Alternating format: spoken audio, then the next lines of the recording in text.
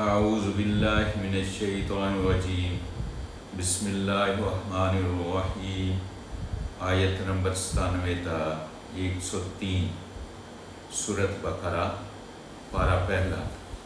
ان آیات میں اللہ تعالیٰ نے جبریل علیہ السلام کی شان بیان فرمائی ہے، قرآن کی شان بیان فرمائی ہے، بنی اسرائیل سے جو وعدے ہوئے تھے ان کا ذکر ہے، جادو کا ذکر ہے، شہر بابل کا ذکر ہے، ہاروت ماروت کا ذکر ہے۔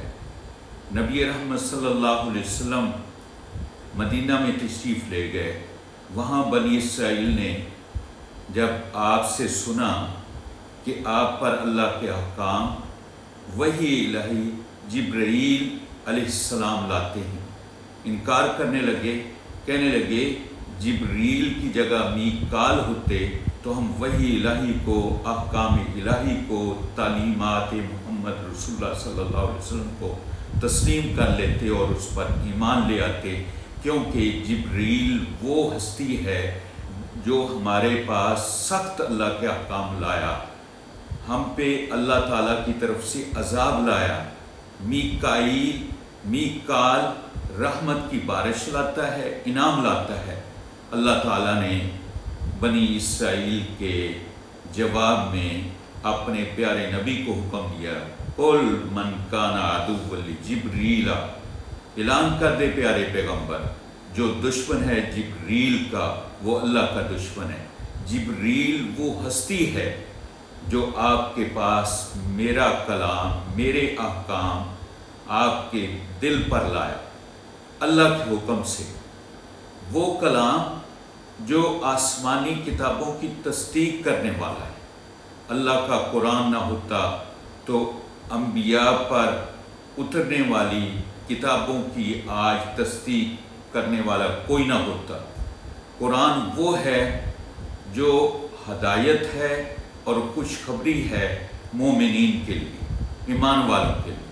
اللہ تعالیٰ نے ایک قانون بنا دیا قیامت تک آنے والے انسانوں کے لیے، من کان عدوا للہ، جو شخص دشمن ہو اللہ کا، وملائکتہ ورسلہ، اس کے ملائکہ کا اور اس کے رسولوں کا، وہ سن لے، فإن اللہ عدو للکافرین، اللہ کافروں کا دشمن ہے۔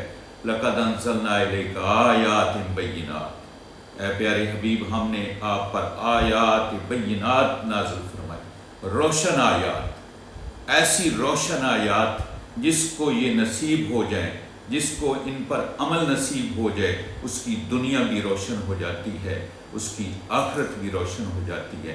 لیکن روشن آیات کو سوائے بدکاروں کے اور سب مانتے ہیں۔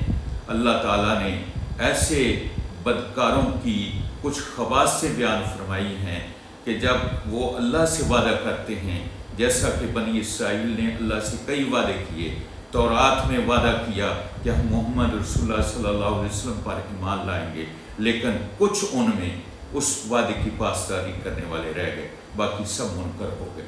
جب رسول پاک صلی اللہ علیہ وسلم ان کے پاس تشریف لائے، آپ نے ان کی کتاب کی تصدیق کی کہ تورات آسمانی کتاب ہے، اب ان پر فرض بنتا تھا اگر وہ وعدہ ان کو یاد ہوتا جو انہوں نے تورات میں حضرت موسیٰ علیہ السلام کے ساتھ کیا تھا، اللہ کے سامنے کیا، اور تورات میں ان کا وعدہ اللہ تعالیٰ نے وحی الہی بھیج کر درج کر دیا تھا کہ جب محمد رسول اللہ صلی اللہ علیہ وسلم تشریف لائیں تو ان پر ایمان لانا۔ لیکن جو ہی ان کے سامنے رسول پاک صلی اللہ علیہ وسلم تشریف لائے اور تورات کو ماننے کی بجائے کہ تورات میں چونکہ وہ وعدہ پورا کرنے کا حکم تھا، اس تورات کو پس پشت ڈال دیا، جیسا کہ تورات سے کوئی تعلق ہی نہیں، اور شیطانوں کے پیچھے لگ گئے، اللہ کے احکام چھوڑ کر، نبیوں کی تعلیمات چھوڑ کر، نبیوں پر ایمان لانے کی بجائے، جبریل کا احترام کرنے کی بجائے، اللہ کے فرشتوں پر ایمان لانے کی بجائے شیطانوں کے پیچھے چلنے لگے اور جادو سیکھنے لگے۔ جادو کا علم وہ علم ہے جو شیطانوں کو اللہ تعالیٰ نے دیا تھا۔ سارے علم اللہ تعالیٰ کی طرف سے آئے ہیں۔ اللہ تعالیٰ نے چونٹیوں کو بھی علم دیے، اللہ تعالیٰ نے مکھیوں کو بھی علم دیا ہے، اللہ تعالیٰ نے فرشتوں کو بھی علم دیا ہے، اللہ تعالیٰ نے پہاڑوں کو بھی علم دیا ہے، اللہ تعالیٰ نے شیطانوں کو بھی علم دیا تھا۔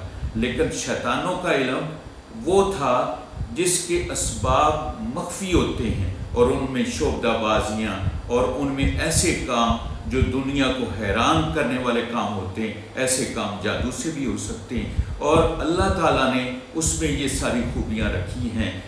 کچھ لوگ یہ سمجھتے ہیں کہ جادو نقصان نہیں کر سکتا۔ میں اس بات کو تسلیم کرتا ہوں کہ سارے نفع اللہ کے پاس ہیں، سارے نقصان اللہ کے پاس ہیں۔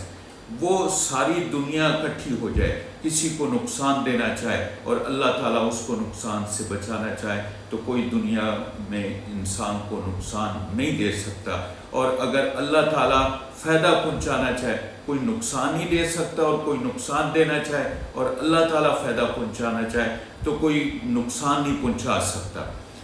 اللہ تعالیٰ نے حکم دیا کہ شیطانوں کا علم نہ سیکھو، لیکن وہ شیطانوں سے علم سیکھنے لگے، اور حضرت سلیمان علیہ السلام پر انہوں نے بہتان باندھا کہ حضرت سلیمان ساری دنیا میں حکومت کرتے ہیں تو صرف جادو کی وجہ سے۔